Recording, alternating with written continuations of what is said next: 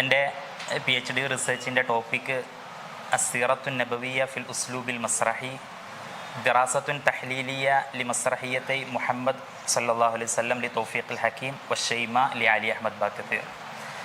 അപ്പോൾ പ്രവാചക ജീവചരിത്രം ഒരു നാടക ശൈലിയിൽ, ഡ്രാമ ശൈലിയിൽ എഴുതപ്പെട്ടതിനെ കുറിച്ചാണ്. അതിൽ ലഭ്യമായ 2 സാഹിത്യകാരന്മാരുടെ കൃതികൾ തമ്മിലുള്ള വിശകലന പഠനമാണ് റിസർച്ചിനെ ആധാരമായിട്ട് എടുത്തിട്ടുള്ളത്. റിസർച്ചിലേക്ക് പോകുന്നതിന് മുമ്പ് ഇതിലുണ്ടായിരുന്ന പ്രധാനപ്പെട്ട ഒരു റിസർച്ച് പ്രോബ്ലം എന്ന് പറയുന്നത്, നമ്മൾ നബി ചരിത്രം ഒരു സാഹിത്യകൃതിയായി മാറുന്ന സമയത്ത് കേവലം സാഹിത്യകൃതി മാത്രമല്ല, ഒരു ഡ്രാമ ശൈലിയിലുള്ള ഒരു സാഹിത്യകൃതിയായി മാറുന്ന സമയത്ത് ഉണ്ടാകുന്ന കുറേ പ്രശ്നങ്ങളാണ് ഇതിന് സ്വാഭാവികമായിട്ടും ഒരു പ്രധാനപ്പെട്ട റിസർച്ച് പ്രോബ്ലം. പല ആളുകളും വിഷയം കേൾക്കുന്ന സമയത്ത് ചോദിക്കാറുണ്ട്, എങ്ങനെയാണ് ഒരു നബി ചരിത്രം ഒരു ഡ്രാമയായിട്ട് അവതരിപ്പിക്കപ്പെടുക? അപ്പോൾ അതിലെ സാഹിത്യകാരന്മാർ എത്രമാത്രം നല്ല രീതിയിൽ ലിറ്റററി ടെക്നിക്സ് ഉപയോഗിച്ചിട്ടുണ്ട്, അതിനനുസൃതമായിരിക്കും അവർക്ക് ഈ ഒരു അൽ മഹ്ദൂർ ശറഈ, ശരീഅത്തിൽ നമ്മൾ കാണുന്ന ഇതിനെ വിഘാതമായി നിൽക്കുന്ന, തടസ്സമായി നിൽക്കുന്ന പ്രശ്നങ്ങളെയൊക്കെ എങ്ങനെ മറികടന്നു എന്നുള്ളതിനുള്ള നല്ല ഒരു സാഹിത്യ കൃതിയായിട്ട് ഈ 2 പുസ്തകങ്ങളെ കാണാൻ പറ്റുന്നുണ്ട്. അപ്പോൾ അതിൽ ആദ്യമായിട്ട് കണ്ടിട്ടുണ്ടായിരുന്ന അൽ മഹ്ദൂർ ശറഈ എന്നുള്ളൊരു പ്രശ്നമാണ്. എങ്ങനെ നബിയെയും കൂടെ ഉണ്ടായിരുന്ന സ്വഹാബത്തുകളെയും മുഖദ്ദസായി നമ്മൾ പരിഗണിക്കുന്ന വ്യക്തികളെയൊക്കെ ഒരു ഡ്രാമയിൽ എങ്ങനെ അവതരിപ്പിക്കാൻ കഴിയും, അതിനെ മറികടക്കാൻ വേണ്ടിയിട്ട് എന്തൊക്കെ ലിറ്റററി ടെക്നിക്സാണ് സാഹിത്യകാരന്മാർ ഉപയോഗിച്ചിട്ടുള്ളത്. പിന്നെ രണ്ടാമത്തെ ഒരു പ്രശ്നമായിരുന്നു, ഒരു ചരിത്ര വസ്തുതകൾ സാഹിത്യത്തിലേക്ക് മാറുന്ന സമയത്ത് ഉണ്ടാകുന്ന കുറേ ചലഞ്ചസ് ഉണ്ട്. എന്ന് വെച്ചാൽ നമ്മൾ പറയാറുണ്ട് പലപ്പോഴും, ഒരു കവിതയാകുന്ന സമയത്ത്, നോവലാകുന്ന സമയത്ത്, ഒരു കഥയാകുന്ന സമയത്തൊക്കെ കുറേ മസാലകൾ ചേർക്കപ്പെടാറുണ്ട് സാഹിത്യകൃതിയാകുന്ന സമയത്ത്. അങ്ങനെ ചേർക്കപ്പെടാൻ പറ്റാത്ത, അല്ലെങ്കിൽ ചരിത്ര പിൻബലമുള്ള, അല്ലെങ്കിൽ സീറയിലൊക്കെ സ്ഥിരപ്പെട്ട സംഭവങ്ങളെ ഒരു ഡ്രാമയാക്കി മാറ്റുമ്പോൾ ആ ചരിത്ര വസ്തുതകൾക്ക് എന്ത് സംഭവിക്കുന്നു എന്നത് ഒരു തട്ടിലും, മറ്റേ തട്ടിൽ ഈ ചരിത്ര വസ്തുതകളെ കൃതിയാക്കുന്ന സമയത്ത് അതിന് സാഹിത്യമൂല്യങ്ങൾ എത്രമാത്രം കാണാൻ പറ്റും. ഒരു സാഹിത്യകൃതിയാകുമ്പോൾ അതിൽ വേണ്ട ആത്തിഫത്ത്, ഖയാൽ, റുമൂസ്, മറ്റു എലമെൻറ്റ്സ്, ടെക്നിക്സൊക്കെ അതിൽ വേണ്ടി വരും. ഇതും എത്ര കിടക്കുന്നു. ഈ ഒരു 2 തട്ടുകൾ തമ്മിൽ തുലനം ചെയ്യുന്ന ഒരു പഠനമാണ് ചുരുക്കത്തിൽ ഈ റിസർച്ചിനെ കുറിച്ച് പറയാൻ പറ്റുന്നത്. ഞാൻ സമയം കുറഞ്ഞതായതുകൊണ്ട് പെട്ടെന്ന് പോകാം. ഇതിൽ ആദ്യമായിട്ട് ഇതിൻ്റെ ഒരു മൻഹജായിട്ട് സ്വീകരിച്ചിട്ടുള്ളത് പ്രധാനപ്പെട്ട 2 ഡ്രാമകൾ. മസ്രഹിയത്തു മുഹമ്മദ് സല്ലല്ലാഹു അലൈഹി വസല്ലം എന്ന് പറയുന്ന ഒരു ഡ്രാമ, അദ്ദേഹം അതിന് മുഹമ്മദ് എന്നുള്ളതാണ് പേര് കൊടുത്തിട്ടുള്ളത്, തൗഫീഖുൽ ഹക്കീം. മറ്റൊന്ന് അശ്ശൈമാ, അലി അഹമ്മദ് ബാക്കത്തീർ. ഈ 2 ആളുകളുടെയും ഈ 2 ഡ്രാമകളെയും സെലക്ട് ചെയ്തത്, അത് ശേഷം ഞാൻ പറയുന്നുണ്ട്, ഇതിലെ ഈ 2 ആളുകളുടെയും പ്രസക്തി അറബ് സാഹിത്യ ചരിത്രത്തിലും പ്രത്യേകിച്ച് അസ്റുൻ നഹ്ള, റിനൈസൻസ് പീരീഡിലും പിന്നെ ഡ്രാമ ഫീൽഡിലും ഈ 2 ആളുകളുടെയും പ്രസക്തി അത്രമാത്രം വലുതാണ്. അപ്പോൾ കേവലം ഏതെങ്കിലും ഒരു സാഹിത്യകാരൻ്റെ കൃതി എന്നുള്ളതിലപ്പുറം ഇവരുടെ തഖസ്സുസ് മേഖലയാണ്. അപ്പോൾ അവർ ഒരു പ്രവാചക ജീവചരിത്രം ഇങ്ങനെ ഒരു ഡ്രാമയായിട്ട് എഴുതുന്ന സമയത്തുള്ള അതിനുള്ള പ്രത്യേകതകൾ മാത്രമല്ല, ഈ അസ്റുൻ നഹ്ള ആകുന്ന സമയത്ത് കണ്ടിരുന്ന ഒരു സാഹിത്യകാരന്മാരുടെ ഒരു ശൈലിയാണ്, ഏറെക്കുറെ അസ്റുൻ നഹ്ളയിലുണ്ടായിരുന്ന സാഹിത്യകാരന്മാരൊക്കെ അവരുടെ സ്പെഷ്യലൈസ്ഡ് ഫീൽഡിൽ പ്രവാചക ജീവചരിത്രങ്ങൾ രചിച്ചിരുന്നു.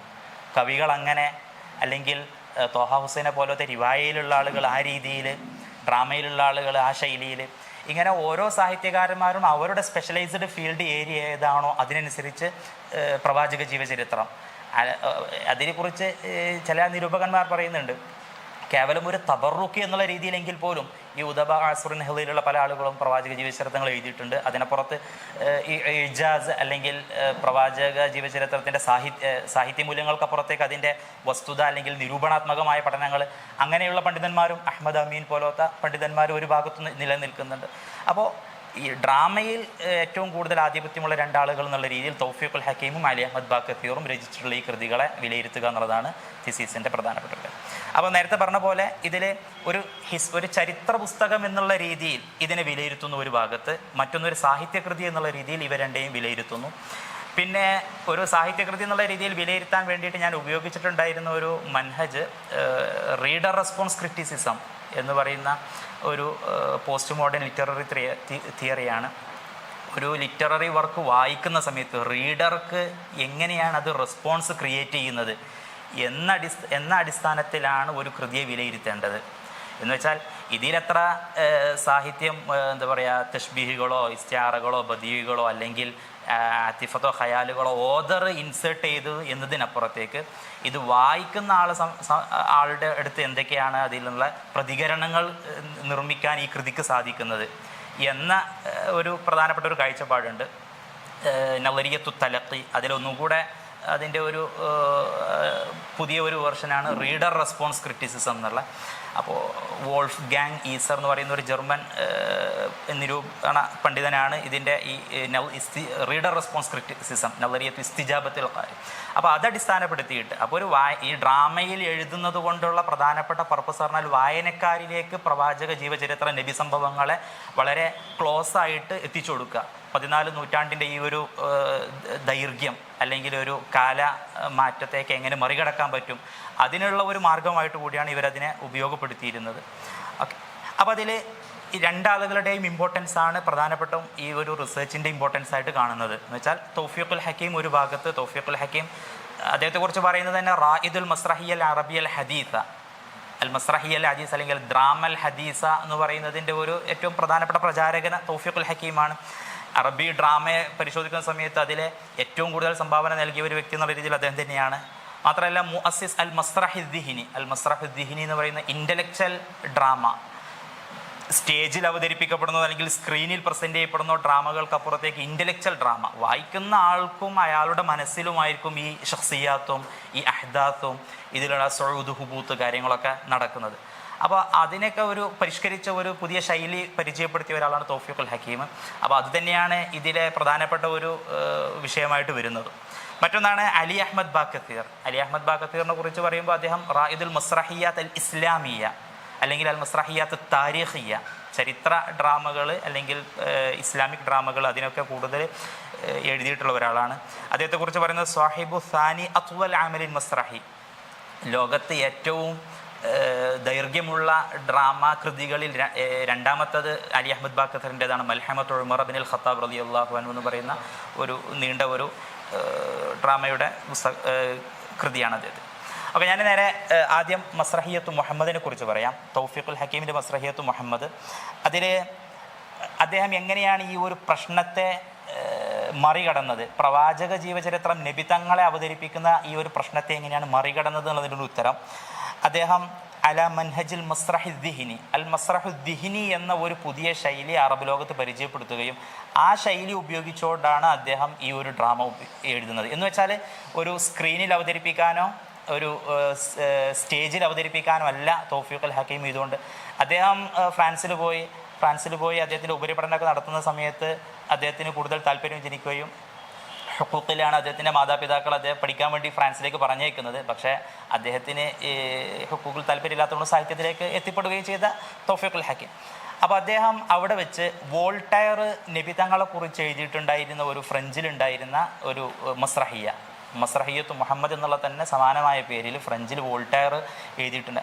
അത് എന്താ പറയുക, പോപ്പ് വേണ്ടിയിട്ട് എഴുതിയതായതുകൊണ്ട് തന്നെ നബി തങ്ങളെ എന്താ പറയുക മോശമായി ചിത്രീകരിക്കുന്ന പല പരാമർശങ്ങളും പല സംഭവങ്ങളൊക്കെ അതിലുണ്ടായതുകൊണ്ട് ഇതിന് ഇതേ ഭാഷയിൽ ഇതേ ശൈലിയിൽ ഒരു മറുപടി രചിക്കണം എന്നുള്ളതിൻ്റെ ഒരു മോട്ടിവേഷനിലാണ് അദ്ദേഹം ഇങ്ങനെ ഒരു മസ്രഹിയായിട്ട് നബി തങ്ങളുടെ ജീവചരിത്രം എഴുതുന്നത്.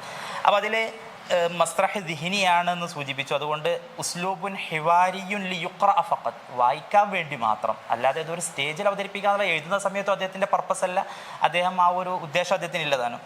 അതൊരു മസ്രഹ് ദിഹിനിയായിട്ട് അദ്ദേഹം രചിക്കുകയും ആദ്യമായിട്ട് അറബിയിൽ എഴുതുന്നത് അഹ്ലുൽ കഹ്ഫ്, നമ്മുടെ സൂറത്തുൽ കഹ്ഫിൽ പരാമർശിക്കപ്പെട്ടിട്ടുള്ള അഹ്ലുൽ കഹ്ഫ്, അതും തൗഫീഖുൽ ഹക്കീം തന്നെയാണ് ആദ്യമായിട്ട് ഇങ്ങനെ ഒരു മസ്രഹ് ദിഹിനി എന്നുള്ളത് സ്ഥാപിക്കുന്നതും. അത് സാഹിത്യകാരന്മാർക്കിടയിലും നിരൂപകന്മാർക്കിടയിലൊക്കെ വലിയൊരു ചർച്ചാ വിഷയമായ ഒരു കാര്യമാണ്. അപ്പോൾ ഈ ഒരു മൻഹജ് ഉപയോഗിച്ചുകൊണ്ട് തന്നെ അദ്ദേഹം ഒരു പ്രവാചക ജീവചരിത്രം എഴുതി. ഇതിനെ ഇനി മസ്രഹിയത്ത് എന്ന് വിളിക്കാൻ പറ്റുമോ ഇല്ലതിനെക്കുറിച്ച് മുഹമ്മദ് മൻദൂർ പോലത്തെ നാഖദീങ്ങൾക്ക് പ്രധാനപ്പെട്ട അഭിപ്രായ വ്യത്യാസങ്ങളുണ്ടെങ്കിലും അലൽ ഒരു ഉസ്ലൂബുൻ ഹിവാരി, ഒരു ഡയലോഗ് സ്റ്റൈലാണ്. പിന്നെ അതിനെ മസ്രഹിയ ആയിട്ട് പരിഗണിക്കണമോ വേണ്ടയോ എന്നുള്ളതിലുള്ള ചർച്ചകൾ നടക്കുന്നുണ്ട്. ഓക്കെ, ഇതിൽ പിന്നെ രണ്ടാമത്തെ ഭാഗത്തിലേക്ക് വരുന്ന സമയത്ത് ഈ അൽ ഹഖായിഖു താരീഖിയ, ചരിത്ര വസ്തുതകളെ പരമാവധി അപ്പടി ഹദീസുകൾ അദ്ദേഹം ആ ഒരു 10 സോഴ്സുകൾ സീറയുടെ കിതാബുകൾ പരാമർശിക്കുന്നുണ്ട്. ഈ 10 കിതാബുകളിൽ വന്നിട്ടുള്ള കഥകളെയും സംഭവങ്ങളെയും അതുപോലെ ഈ ഡ്രാമയിൽ അവതരിപ്പിക്കാനാണ് അദ്ദേഹം ശ്രമിച്ചിട്ടുള്ളത്. പറയുന്നുണ്ട്, ഞാനൊരു ഫിഖ് പെർസ്പെക്റ്റീവ് എഴുതുന്നല്ല, അല്ലെങ്കിൽ ഞാനൊരു ഫിക്കർ പ്രവാചക ചരിത്രത്തെ പല രീതിയിൽ അവതരിപ്പിക്കപ്പെടുന്നുണ്ടല്ലോ, അതിൽ ഞാനൊരു ഫന്നാന് മാത്രമാണ്, കേവലം ഒരു കലാകാരനാണ്. എനിക്ക് ഈ ഒരു ജീവചരിത്രം ഒരു കല സൃഷ്ടിയായിട്ട് ഇതിനെ അവതരിപ്പിക്കണം, അത് മാത്രമേ എൻ്റെ പർപ്പസിലുള്ളൂ. കേൾക്കുന്ന ആളുകൾക്കും വായിക്കുന്ന ആളുകൾക്കും മനസ്സിൽ തട്ടുന്ന രീതിയിൽ നബി തങ്ങളുടെ ജീവചരിത്രം എത്രമാത്രം അതിനെ തഖ്രീബ് ചെയ്യാൻ പറ്റും, ആ ഒരു പർപ്പസായിരുന്നു അദ്ദേഹത്തിന് ഉണ്ടായിരുന്നത്. പക്ഷെ പിന്നെ സ്വാഭാവികമായിട്ടും ഒരു സാഹിത്യകൃതി ആകുന്ന സമയത്ത് വരാവുന്ന ചില അബദ്ധങ്ങളോ അല്ലെങ്കിൽ സംഭവിക്കാവുന്ന ചില ദീർഘമായ ഒരു നബി ചരിത്രമായതുകൊണ്ട് തന്നെ അതിൽ നിന്നും സംഭവിക്കാവുന്ന 1, 2, 3 താരീഖിയ സ്വാഭാവികമായിട്ടും സംഭവിച്ചത് ശ്രദ്ധിച്ചിട്ടുണ്ടായിരുന്നു. എന്നാലും പരമാവധി സിഹത്തും പിന്നെ ഹദീസുകളിൽ വന്നതും ചരിത്ര ഗ്രന്ഥങ്ങളിൽ വന്നതും അതുപോലെ തന്നെ മുറുകെ പിടിക്കാൻ അദ്ദേഹം ശ്രദ്ധിച്ചിട്ടുണ്ട്. പിന്നെ മാനുഷിക ഗ്രന്ഥങ്ങളാകുമ്പോഴുണ്ടാകുന്ന അപൂർവമായ ചില പ്രശ്നങ്ങൾ മാത്രം.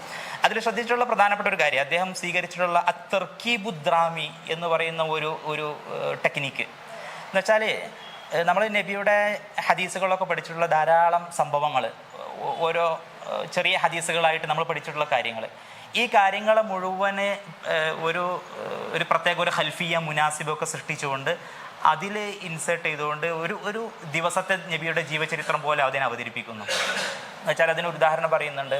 നബി സല്ലല്ലാഹു അലൈഹി വസല്ലം തങ്ങൾ ബദറിൽ നിന്നും തിരിച്ച് വീട്ടിലേക്ക് എത്തുന്ന സമയത്ത് ആയിഷ ബീവിയോടുണ്ടാകുന്ന സ്വാഭാവികമായിട്ടുള്ള സംസാരങ്ങളും ആ വിജയവും അതിനോടനുബന്ധമായ സംസാരങ്ങളും, ആ സമയത്ത് ബീവി ഒരു ഗിഫ്റ്റായിട്ട് ഒരു ത്വീബ് നൽകുന്നു. പിന്നെ ആ ത്വീബിനെ കുറിച്ച് ഹദീസിൽ വന്നിട്ടുള്ള പല സംഭവങ്ങളും, പിന്നീട് അവിടെ ഹദീസു ബരീറ അവിടെ വീട്ടിലുണ്ടായിരുന്ന ഖാദിമത്തായിരുന്നു, അവരുമായി ബന്ധപ്പെട്ടുള്ള ഹദീസു നുആസ് ഫി സ്വലാ, നിസ്കാരത്തിൽ തൂങ്ങിയുറങ്ങുമായി ബന്ധപ്പെട്ടുള്ള ഹദീസ്. ഇതൊക്കെ നമ്മൾ ഹദീസിൽ സഹിഹായി പഠിച്ചിട്ടുള്ള സിഹാഉ സിത്തയിൽ വന്നിട്ടുള്ള സംഭവങ്ങളാണ്. പക്ഷേ ഇതിനൊക്കെ ഇങ്ങനെ ഒരു ദിവസം നബി വീട്ടിൽ നടന്ന ഒരു ദിനചര്യ പോലെ അവതരിപ്പിക്കുന്നതോടുകൂടെ ഇതിനൊരു തെർക്കീബ്, ഈ സംഭവം വ്യത്യസ്ത മുത്തനാത്തറായ സംഭവങ്ങളാണ്. മുത്തനാത്തറായ സംഭവങ്ങൾക്ക് ഒരു ഘടനയും കോർവയും ഉണ്ടാക്കുന്ന സമയത്ത്, വായിക്കുന്ന സമയത്ത് നമുക്ക് ഇതൊരു ദിവസം സംഭവിച്ചതുപോലെയാണോ എന്ന് അനുഭവപ്പെടുന്ന രീതിയിലുള്ള. പക്ഷേ ഈ സംഭവങ്ങൾ ചൂസ് ചെയ്യുന്നതിലൊക്കെ അദ്ദേഹം സിഹത്ത് പരമാവധി ശ്രദ്ധിച്ചിട്ടുണ്ടായിരുന്നു. എന്നാലും പിന്നെ ഇതിലുണ്ടായിരുന്ന ഒരു പ്രധാനപ്പെട്ട ഒരു പ്രശ്നം എന്ന് പറയുന്നത് അൽ ബിനാ ഉദ്രാമി അൽ മുവഹദ് എന്ന് വെച്ചാൽ, തുടക്കം മുതൽ അവസാനം വരെ ഒരു ഡ്രാമയോ നോവലാകുന്ന സമയത്ത് അതിനൊരു പൂർണ്ണമായ ഒരു കോർവ, അതിനൊരു ഹെബക്ക അത് ഉണ്ടാവുക എന്നുള്ളത് ഒരു ഡ്രാമക്കോ റിവായക്കോ ഒക്കെ ഉണ്ടാക്കുന്ന ഒരു പ്രധാനപ്പെട്ട ഒരു ഘടകമാണ്. പക്ഷേ ഇതിൽ ഓരോ സംഭവങ്ങളും ഓരോ ഫസലുകളും മന്ദറുകളും മഷദുകളൊക്കെ ആയി വരുന്നതുകൊണ്ട് വേണമെങ്കിൽ 1, 2 മാറ്റിവെച്ചാലും ഇതിൻ്റെ പൂർണ്ണതയ്ക്ക് തടസ്സം വരാത്ത രീതിയിലുള്ള ആ ഒരു അൽ ബിനാ ഉൽ മുവഹദിന് ചില എന്താ പറയുക അവ്യക്തതകൾ കാണാൻ പറ്റുന്നു. പിന്നെ വഫറത്തു ഷഖ്സിയാത്ത്, കഥാപാത്രങ്ങൾ കൂടുതലായിട്ട് വരിക എന്നുള്ളത്, നബിയോട് ചുറ്റുണ്ടായിരുന്ന മുഴുവൻ സഹാബത്തും അനുചരന്മാരും എല്ലാവരും ഇതിൽ കഥാപാത്രങ്ങളായിട്ട് വരുന്നുണ്ട്. അപ്പോൾ സ്വാഭാവികമായിട്ടും ഉണ്ടാകാവുന്ന ചില എന്താ പറയുക മുലാഹലാത്ത് നഖ്ദിയയും ഇതിൽ നിരീക്ഷിച്ചിട്ടുണ്ട്. പിന്നെ രണ്ടാമത്തെ ഡ്രാമ ആയിരുന്നു മസ്രഹിയത്തു ഷെയ്മ എന്ന് പറയുന്നത് ഒന്നുകൂടെ സാഹിത്യമൂല്യം, ഈ ആദ്യം പറഞ്ഞതിനേക്കാൾ കൂടുതൽ സാഹിത്യമൂല്യം കരുതുന്ന ഒരു കൃതിയാണ് മസ്രഹിയത്തു ഷെയ്മ എന്നോട് ഉദ്ദേശിക്കുന്നത് നബി തങ്ങളുടെ റലാഅത്ത്, ഉഖ്തുമിന റലാഅ, ഹലീമ ബീവിയുടെ മോളായിരുന്നു ഷെയ്മ. അപ്പോൾ ഈ ഷെയ്മ ഹദീസ് കിതാബുകളിലും പിന്നെ സീറയുടെ കിതാബുകളിലൊക്കെ വളരെ കുറഞ്ഞു മാത്രം പരാമർശിക്കപ്പെട്ടിട്ടുള്ള ഒരു സഹാബി വനിതയാണ്. ഓക്കെ, അത് അവരുടെ സുഹ്ബത്തിൽ ഫിഹി ഖിലാഫുൻ. എനിവേ ഷെയ്മ വളരെ അപൂർവമായിട്ട് മാത്രമേ സീറകളിൽ പരാമർശിക്കപ്പെട്ടിട്ടുള്ളൂ. അപ്പോൾ അതുകൊണ്ട് തന്നെ ഈ ഷെയ്മ എന്ന ഒരാളെ ചൂസ് ചെയ്യുന്നു മെയിൻ ക്യാരക്ടറായിട്ട്. അതുകൊണ്ട് ഉദ്ദേശിക്കുന്നത് ഈ ഷെയ്മ എന്നുള്ളത് നബിയെക്കുറിച്ച് പറയുന്ന സമയത്ത് ഇതിൽ നബി വരുന്നുണ്ട്, ഇതിൽ സഹാബത്ത് വരുന്നുണ്ട്, മുഴുവനും ഹിക്കായത്ത് അല്ലെങ്കിൽ ഒരു റിവായത്ത് എന്നുള്ള ഇതിൽ ഷെയ്മ ആണ് പ്രധാന കഥാപാത്രമായി വരുന്നത്. ഷെയ്മയുമായി ബന്ധപ്പെട്ടിട്ടുള്ള അപൂർവമായ റിവായത്തുകൾ അതുപോലെ തന്നെ പരമാവധി സൂക്ഷിച്ചിട്ടുണ്ട്. നബി തങ്ങൾ തൊട്ടിലായി കിടന്ന സമയത്ത് നബി തങ്ങൾക്ക് ധാരാളം പാട്ടുപാടി കൊടുത്തിരുന്നു എന്നൊക്കെ പറയുന്ന സീറയുടെ കിതാബുകളിൽ ഷെയ്മ ബീവിയെക്കുറിച്ച് പരാമർശിക്കപ്പെടുന്നുണ്ട്. അപ്പോൾ അതുകൊണ്ട് തന്നെ ഇദ്ദേഹം ഷെയ്മ എന്ന ഒരു കഥാപാത്രത്തെ മുഗന്നിയത്തുൻ, ഒരു നല്ല എന്താ പറയുക പാട്ടുകാരിയായിട്ടും ഇസ്ലാമിലേക്ക് ആളുകളെ പാട്ടുപാടിയിട്ടും തൻ്റെ ഒരു സാഹിത്യ ഷെയറുകൾ കൊണ്ട് ഇസ്ലാമിലേക്ക് ക്ഷണിക്കുന്ന ഒരു വേറെ ഒരു ഫിഗറൊക്കെ കൊടുക്കുന്നുണ്ട്. അപ്പോൾ അലി അഹമ്മദ് ബാക്കത്തീർ ഇത് അദ്ദേഹം ഷെയ്മ ഷാദിയത്തുൽ ഇസ്ലാം 1969 രചിക്കുന്നത്. ഇതിലും നബി തങ്ങളുടെ ജീവചരിത്രം തുടക്കം മുതൽ അവസാനം വരെ പറയാൻ ശ്രമിക്കുന്നുണ്ട്. ഇതിലെങ്ങനെയാണ് ഈ ഒരു ഡ്രാമയിൽ നബിയെ അവതരിപ്പിക്കുക എന്നുള്ളതിൽ നിന്ന് അദ്ദേഹം എന്താ പറയുക ആ ചലഞ്ചിനെ മറികടന്നത് ഷെയ്മ എന്ന ഒരു ക്യാരക്ടറിനെ ചൂസ് ചെയ്തുകൊണ്ടാണ്. ഷെയ്മ എന്ന ഈ ഒരു മസ്രഹിയത്ത് അതൊരു ഡ്രാമയായിട്ട് അവതരിപ്പിച്ചു, അത് പിന്നീട് ഫിലിമായിട്ട് അത് മാറിയിട്ടുണ്ട്. മാത്രമല്ല അദ്ദേഹത്തിന് ഈ ഈജിപ്തിലൊക്കെ പല മുനാസബാത്ത് ദീനീയകളിലും ഷെയ്മ അവതരിപ്പിക്കപ്പെടാറുണ്ടായിരുന്നു എന്നൊക്കെ കാണുന്നുണ്ട്. എന്ന് വെച്ചാൽ അദ്ദേഹം എഴുതുന്ന സമയത്ത് പർപ്പസ് ഇതൊരു സ്റ്റേജിൽ അവതരിപ്പിക്കപ്പെടാനോ സ്ക്രീനിൽ പ്രസൻറ്റ് ചെയ്യപ്പെടാനോ എന്നുള്ള ലക്ഷ്യത്തോടു കൂടെ തന്നെയാണ് അലി അഹമ്മദ് ബാക്കത്തർ ഇത് എഴുതുന്നത്. പക്ഷേ എങ്ങനെയാണ് നബിത്തങ്ങൾ ഈ സ്ക്രീനിലോ സ്റ്റേജിലോ വരുന്നതിനെ അല്ലെങ്കിൽ ഷഖ്സിയാത്തുൽ മുഖദ്ദസ് വരുന്നത് മറികടക്കുന്നത് വെച്ചിട്ടുണ്ടെങ്കിൽ ഷെയ്മ എന്ന ഒരു ക്യാരക്ടറിനെ അദ്ദേഹം വിവേകപൂർവ്വം ചൂസ് ചെയ്യുന്നത് കൊണ്ടാണ്. ഷെയ്മ നബിയുടെ ജീവചരിത്രത്തിൽ വളരെ അപൂർവമായിട്ട് പ്രത്യക്ഷപ്പെടുന്നുള്ളൂ.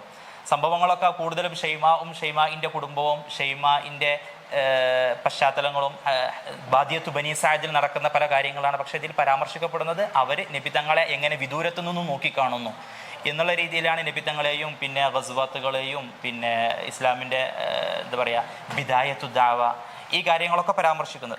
അപ്പോൾ അതുകൊണ്ട് ഈ ഒരു മസ്രഹിയത്തിൽ നേരിട്ട് നബിതങ്ങൾ കേവലം 3 സ്ഥലങ്ങളിൽ മാത്രമേ പ്രത്യക്ഷപ്പെടുന്നുള്ളൂ. ആ സ്ഥലങ്ങളിലും നബിതങ്ങൾ നേരിട്ട് പ്രത്യക്ഷപ്പെടുകയല്ല, നബിതങ്ങളെക്കുറിച്ച് അബൂ ത്വൽഹ റളിയല്ലാഹു അൻഹു ഉദ്ധരിക്കുന്നതായിട്ട് പ്രത്യക്ഷപ്പെടുന്നു. അപ്പോൾ ഇതൊരു ഫിലിമായിട്ടോ അല്ലെങ്കിൽ സ്ക്രീനിൽ പ്രസൻറ്റ് ചെയ്യപ്പെടുന്ന സമയത്ത് പോലും ഇതിൽ സ്വഹാബത്തിൽ പ്രധാനികളോ അല്ലെങ്കിൽ നബിതങ്ങളോ ഇതിൽ പ്രത്യക്ഷപ്പെടുന്നില്ല എന്നുള്ളതാണ് ഇദ്ദേഹം അതിന് കണ്ടിട്ടുള്ള മറ്റൊരു മാർഗം എന്ന് പറയുന്നത്. പിന്നെ ഈ ഒരു മസ്രഹത്തു ഷെയ്മയിൽ അൽ അസാസു താരീഖി വ ഹുരിയത്തുൽ ഖയാൽ എന്ന് വെച്ചാൽ എഴുത്തുകാരൻ്റെ ഭാവന കൂടുതൽ അദ്ദേഹം സ്വതന്ത്രമായിട്ട് ചിന്തിക്കാൻ വേണ്ടിയിട്ടാണ് ഷെയ്മയെ ചൂസ് ചെയ്തതും. അതുകൊണ്ട് തന്നെ നബിയുമായി ബന്ധപ്പെട്ട സഹാബികളുമായി ബന്ധപ്പെട്ട ചരിത്ര വസ്തുതകളൊക്കെ അതുപോലെ തന്നെ പാലിച്ചിട്ടുണ്ടെങ്കിലും ഷെയ്മയെ കുറിച്ച് കൂടുതൽ ലഭ്യമായ വിവരങ്ങൾ ഇല്ലാത്തത് കൊണ്ടും പിന്നെ ഷെയ്മയെ കുറിച്ച് ലഭ്യമായ തുച്ഛമായ വിവരങ്ങൾ അതുപോലെ തന്നെ പകർത്തുകയും എന്നാൽ ബാക്കി പിന്നെ അദ്ദേഹത്തിൻ്റെ സ്വതന്ത്രമായ ഖയാലുകളാണ് ഷെയ്മ. അപ്പോൾ അതുകൊണ്ട് ഇതൊരു ചരിത്ര വസ്തുതയായിട്ട് പരിഗണിക്കാൻ പറ്റുമെന്ന് ചോദിച്ചാൽ ഷെയ്മ അല്ലെങ്കിൽ ഷെയ്മയുടെ കുടുംബ പശ്ചാത്തലം അതുമായി ബന്ധപ്പെട്ട വിഷയങ്ങളിൽ ഒരു ചരിത്ര ആധികാരികത ഇതിന് കാണുന്നില്ല എങ്കിലും എന്നാൽ അതേസമയം നബിതങ്ങളെക്കുറിച്ചും സീറ നബവിയിലെ മറ്റു സംഭവങ്ങളെക്കുറിച്ചൊക്കെ പരാമർശിക്കുന്നത് പൂർണ്ണമായിട്ടും ചരിത്ര വസ്തുതകളോട് നീതി പുലർത്തുന്ന രീതിയിൽ തന്നെയാണെന്നാണ് മനസ്സിലാക്കാൻ പറ്റിയിട്ടുള്ളത്. പിന്നെ അവസാനിപ്പിക്കുകയാണ്, സമയം പരിമിതമായതുകൊണ്ട്. ഈ 2 പുസ്തകങ്ങളും വിലയിരുത്തിയതിന് ശേഷം അവസാനം ഒരു നതീജ എന്നുള്ള രീതിയിൽ കണ്ടെത്തിയത് ഇത് രണ്ടും നബി ചരിത്രത്തെ വളരെ വിജയകരമായ രീതിയിൽ പ്രസൻറ്റ് ചെയ്യാൻ പറ്റിയ 2 രീതികളാണ്. ഇത് വായിച്ചിട്ടുണ്ടെങ്കിൽ നമ്മളറിയാതെ ആ ഒരു കാലഘട്ടത്തിലേക്കും ആ അഷഖ്സിയാത്തുകൾക്കിടയിലും അവരുടെ അത്തറുബി അവാത്തിഫിഹിം അവരുടെ പോലത്തെ വികാരങ്ങൾ നമുക്ക് മനസ്സിൽ വരികയും ചെയ്യുക. ആ ഒരു ഉസ്ലുബ് ഹിവാരി അല്ലെങ്കിൽ പിന്നെ ഈ ഷഖ്സിയാത്തുകളോട് കൂടെ നമ്മൾ നിൽക്കുക എന്നുള്ള ഒരു തോന്നൽ വരുന്നത് കൊണ്ട് തന്നെ സീറ നബവിയെ ആകർഷണീയമായ രീതിയിൽ അവതരിപ്പിക്കാൻ ഈ 2 കൃതികൾക്കും സാധിച്ചിട്ടുണ്ട്. പിന്നെ 2 കൃതികളും അത് ഫന്നിയുൻ ഖാലിസുൻ, കേവലം ഒരു ഫന്നായിട്ട് ഓരോരുത്തരും അവരുടെ മേഖലയിൽ എഴുതുന്ന പോലെ മുഫക്കിരീങ്ങൾ അങ്ങനെ എഴുതുന്ന പോലെ ചരിത്രകാരന്മാർ ചരിത്ര വിശകലനം നടത്തുന്ന പോലെ ഫന്നാനായ തൗഫീഖുൽ ഹക്കീമും ബാക്കത്തീറും ഫന്നിയായ മൻഹജ് മാത്രം ഉപയോഗിച്ചുകൊണ്ട് എഴുതിയതാണ്. അപ്പോൾ അതുകൊണ്ട് അതിൻ്റെ ഫന്നിയായ ഘടകങ്ങൾ അതിൽ കുറച്ചും കൂടെ ഒന്ന് ഗാലിബായി നിൽക്കുന്നു, മികച്ചു നിൽക്കുന്നു എന്ന് നമുക്ക് കാണാൻ പറ്റും. അതോടുകൂടെ തന്നെ ചരിത്ര വസ്തുതകളെ പരമാവധി സാധിക്കുന്ന രീതിയിൽ 2 പേരും സൂക്ഷിച്ചിട്ടുണ്ട്. 10 റഫറൻസ് പുസ്തകങ്ങൾ തൗഫീഖുൽ ഹക്കീം പറയുന്നു, പരമാവധി അത് അദ്ദേഹം മുറുകെ പിടിച്ചിട്ടുണ്ട്. ഷെയ്മയിൽ നബിയുമായി ബന്ധപ്പെട്ട വിഷയങ്ങളൊക്കെ പരമാവധി അതുപോലെ തന്നെ അദ്ദേഹം ശ്രദ്ധിച്ചിട്ടുണ്ട്. എന്നാലും വുജൂദ് ഇലാഫത്ത് ഫന്നിയ, ആദ്യം ഞാൻ സൂചിപ്പിച്ച പോലത്തെ കുറച്ച് മസാലകൾ അല്ലെങ്കിൽ ഖയാലുകൾ, ഇലാഫത്ത് ഫന്നിയ കലാപരമായ കുറച്ച് സ്വാഭാവികമായിട്ട് വരാവുന്ന ചില സംഭവങ്ങളുണ്ട്. അപ്പോൾ അത് വായിക്കുന്ന ആളുകൾ എന്താ പറയുക വിവേകപൂർവ്വം വായിക്കുകയും മനസ്സിലാക്കുകയും ചെയ്യേണ്ട കൃതികളാണ് എന്ന് കൂടെ സൂചിപ്പിക്കുന്നു. പിന്നെ ഒരു സാഹിത്യകൃതി ഇതിൻ്റെ സാഹിത്യമൂല്യം എങ്ങനെയെന്നുള്ള മറ്റൊരു ക്വസ്റ്റ്യൻ. ഈ 2 കൃതികളുടെയും സാഹിത്യമൂല്യം, 2 സാഹിത്യ കൃതികളിൽ പാലിക്കപ്പെടേണ്ട സിറാ ഫിക്രത്തു സിറാ അല്ലെങ്കിൽ ഷഖ്സിയാത്ത്, ഫിക്ര, ഹബക്ക, സമാനു മക്കാന്, ഇതൊക്കെ രണ്ടിലും ശ്രദ്ധാപൂർവം പാലിക്കപ്പെട്ടിട്ടുണ്ടെങ്കിലും ഷെയ്മായിൽ ഒന്നുകൂടെ സൂക്ഷ്മമായിട്ട് ഒരു സാഹിത്യ മൂല്യം കൂടിയതായിട്ട് കാണുകയും ചെയ്യുന്നുണ്ട്.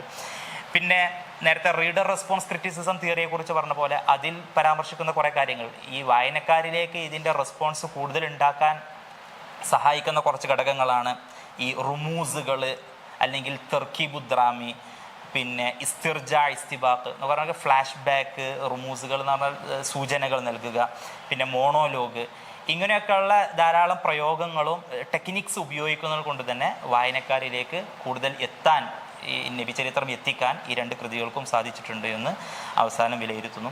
പിന്നെ രണ്ടും തമ്മിലുള്ള ചെറിയൊരു കമ്പാരിഷനിൽ ഒന്ന് അൽ മസ്റഹുദ്ദിഹിനി എന്ന മൻഹജാണ് ഫോളോ ചെയ്തിട്ടുള്ളത്, അപ്പുറത്ത് ഷെയ്മാ മൻഹജ് അൽ മസ്റഹുശ്ശഇരി. മസ്റഹുശ്ശഇരി എന്ന് വെച്ചാൽ ഷെയർ അല്പാൽപമായിട്ട് പലപ്പോഴായിട്ട് വരികയും അല്ലെങ്കിൽ മൻഹജുൽ ഒപ്പേര എന്നുള്ള രീതിയിലാണ് ഷെയ്മാ വരുന്നത്. പിന്നെ ഒന്നാമത്തേത് തൗഫീഖുൽ ഹക്കീം അത് എന്താ പറയുക, അവതരിപ്പിക്കാനും തംസീൽ സ്റ്റേജിൽ പ്രസൻറ്റ് ചെയ്യാൻ ഉദ്ദേശിച്ച് ചെയ്തതല്ലായിരുന്നു. നേരെ വിപരീതമായിട്ടാണ് ഷെയ്മാ അതൊരു സ്റ്റേജിൽ അവതരിപ്പിക്കാനും സ്ക്രീനിൽ പ്രസൻറ്റ് ചെയ്യാൻ ഉദ്ദേശിച്ചതായിരുന്നു. പിന്നെ ഒന്നാമത്തേതിന് പൂർണ്ണമായ ഒരു എന്താ പറയുക, തുടക്കം മുതൽ അവസാനം വരെയുള്ള ഒരു കോർവ അത് ഇല്ലായിരുന്നു. എന്നാൽ ഷെയ്മായിൽ തുടക്കം മുതൽ അവസാനം വരെ അതിനൊരു പ്രത്യേക ഒരു ബന്ധം ഓരോ മഷഹദുകളും തൊട്ട് ശേഷമുള്ള മഷഹദുകളുമായിട്ട് കണക്റ്റഡ് ആയിട്ട് അനുഭവപ്പെടുന്നു. ഇങ്ങനെയുള്ള ചില വ്യത്യാസങ്ങളും നിരീക്ഷണങ്ങളൊക്കെയാണ് കണ്ടെത്തിയത്. അപ്പോൾ ഇത്രയാണ് ഈ ഒരു റിസർച്ചിൻ്റെ ഖുലാസയായിട്ട് പറയാനുള്ളത്. ഇതിൽ നമുക്കിനി ഇത് പൂർണ്ണമായിട്ടും നബിചരിത്രം പഠിച്ചിട്ടുള്ള 2 മസ്രഹിയകളാണ് എനിക്ക് ലഭ്യമായത്. ഇനി ഇതല്ലാതെയും മസ്രഹിയകളായിട്ട് നബി തങ്ങളുടെ ജീവിതങ്ങളിലെ പല ഘട്ടങ്ങളെയും അവതരിപ്പിക്കപ്പെട്ട പല കൃതികളും കണ്ടെത്തിയിട്ടുണ്ട്. എന്ന് വെച്ചാൽ അലി അഹമ്മദ് ബാക്കത്തീറിന് സമാനമായ ധാരാളം കൃതികളുണ്ട്. സൗജത്താനി, സ്വാലിഹത്താനി, സീറയിൽ വന്നിട്ടുള്ള പല സംഭവങ്ങളാണ്. പിന്നെ നബിയുടെ വിലാദത്ത് മാത്രമാക്കിയിട്ട് കൃതികൾ, ഇങ്ങനെ മറ്റു പല കൃതികളും ലഭ്യമാണ്. ശുക്രാൻ ലക്കും. അസ്സലാമു അലൈക്കും.